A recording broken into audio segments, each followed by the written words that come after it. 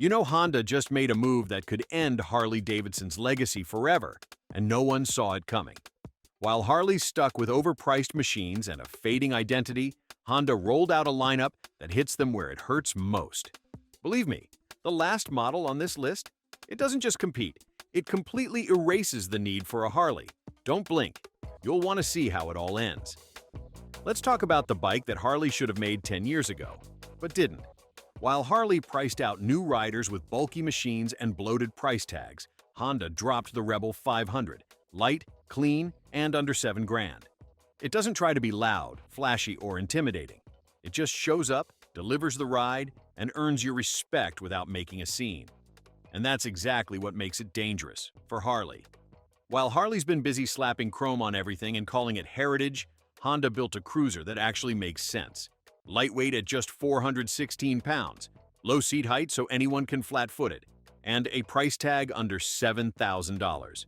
Who needs a bike that looks like a vintage car when you can have one that looks like the future? Yeah, $7,000 for a real, full-sized cruiser with actual performance, reliability, and comfort.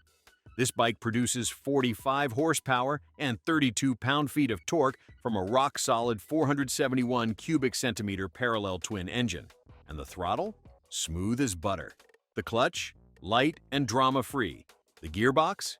Predictable and clean. It's the kind of ride that makes you feel in control, not like you're wrestling a 1,000-pound ego machine. And here's the kicker. While Harley's chasing luxury buyers and losing everyone under 40, the Rebel 500 is quietly becoming the first real bike for an entire generation.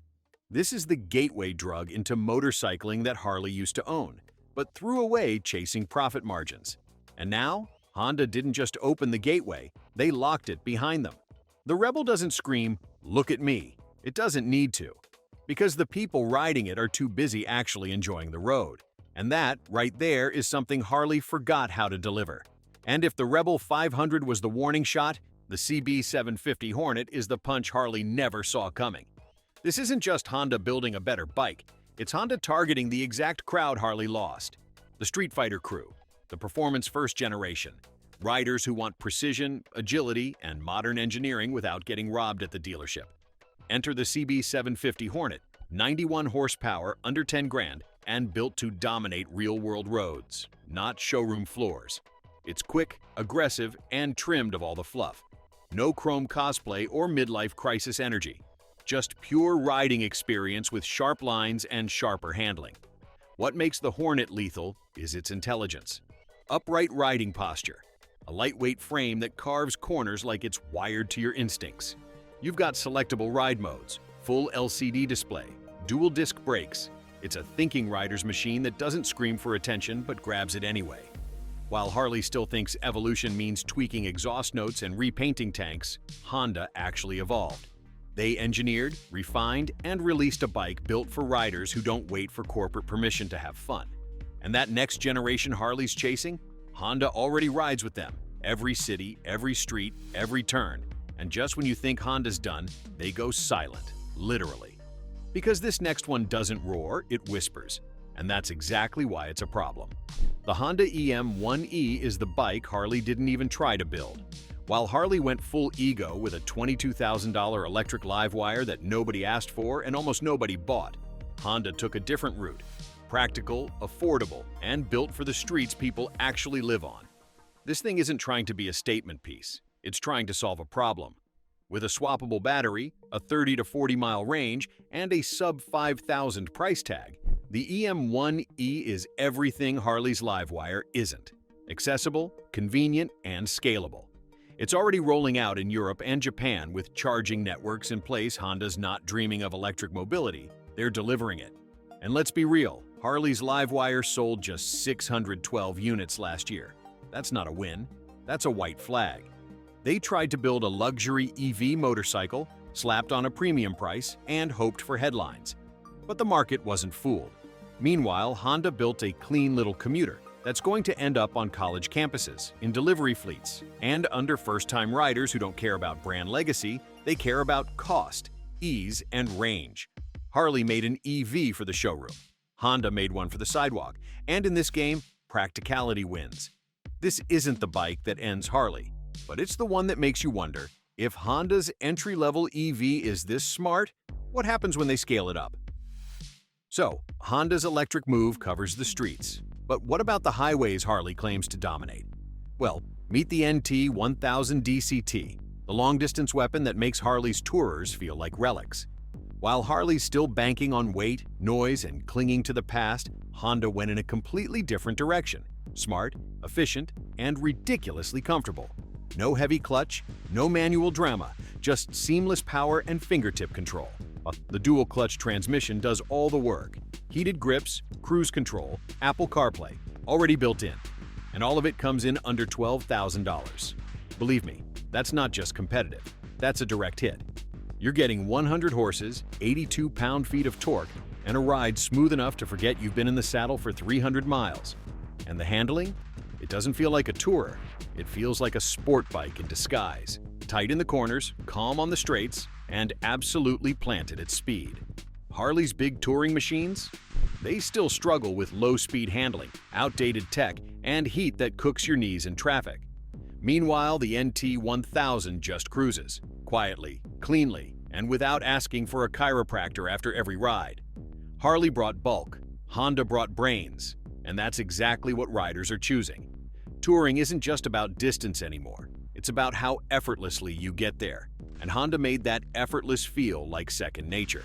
Without a sugarcoat, this is the part where Harley should be nervous, because Honda didn't just take a shot at performance, they took over. The CB1000 Hornet SP is everything Harley tried to do but never had the guts to finish.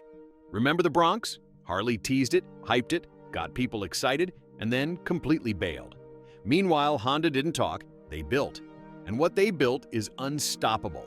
We're talking 122 horsepower, Brembo brakes, fully adjustable Showa forks, Öhlins rear suspension, and a quickshifter that feels like magic.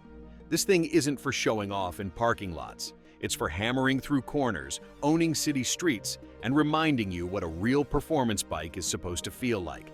And the best part? It's not trying to be something it's not. No gimmicks, no distractions, just pure performance wrapped in a design that means business.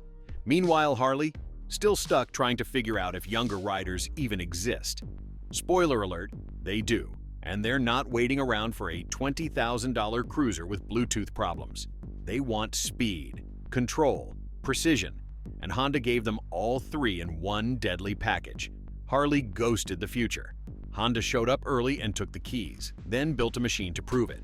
And that machine? It's called the CB1000F concept. It doesn't follow trends, it creates one. Sleek, muscular, and unapologetically modern.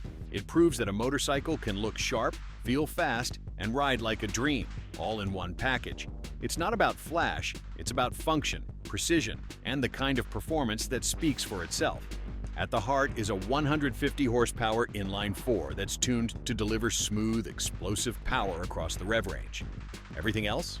Purpose-built. The frame, suspension, and ergonomics are all dialed for control and confidence, nothing extra. From the sculpted tank to the slim, clean tail section, it's obvious this machine was made by people who ride, not just market.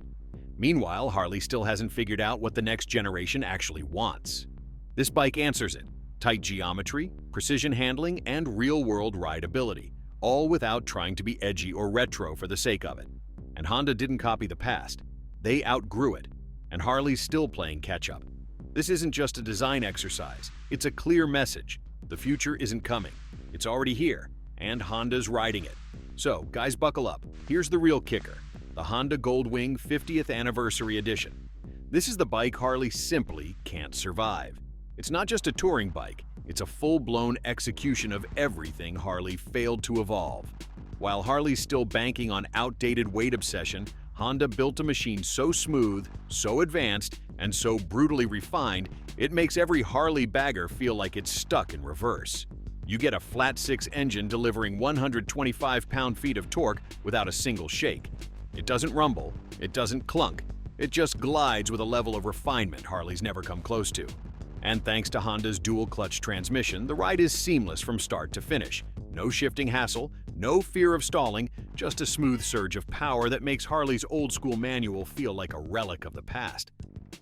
And Honda didn't stop at the engine. This thing's got Apple CarPlay, voice control, heated seats front and back, an electronically adjustable windshield, premium sound, and a 250-plus mile range. This isn't a road trip. It's a rolling first-class cabin. And while Harley's still trying to keep up with 2010, the Goldwing's already cruising in the next decade. Here's the truth. Harley can't build this. They never could. And now, they're being exposed by a machine that doesn't just outperform, it outclasses. And Harley built a lifestyle, but Honda built the machine that ends it. Honestly, the Goldwing doesn't compete. It closes the chapter. And for Harley, this might just be the end of the road.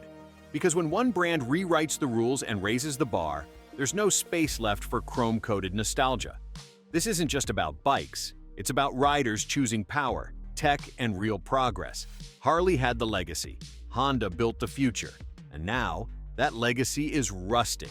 So now it's your turn. Are you sticking with Harley's fading nostalgia or riding into the future with Honda? Drop your thoughts in the comments, smash that like button if this opened your eyes, and don't forget to subscribe because the next brand to fall might already be on life support.